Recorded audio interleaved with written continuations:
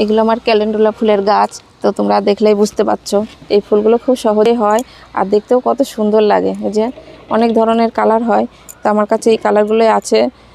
তো এই গাছগুলো আমার প্যাকেটে বসানো আছে, এই যে আটার প্যাকেটগুলো হয় সেই সব ধরনের প্যাকেটে বসানো আছে।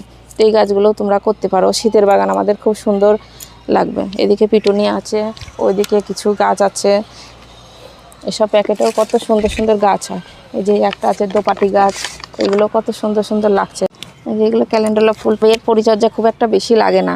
আমরা যদি একটু সর্ষের খোল, একটু ডিএপি, কোনো সময় হয়তো একটু লাল পটাশ দিই, তাতেই কিন্তু গাছ ভর্তি এই ধরনের ফুল হয়।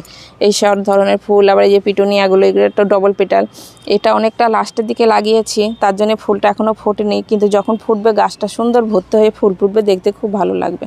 তো এই সকল গাছগুলো তোমরা করতে পারো। টব যদিও বা না থাকে, তোমরা যে কোনো প্যাকেটেও এই ধরনের করে করতে পারো গাছগুলো।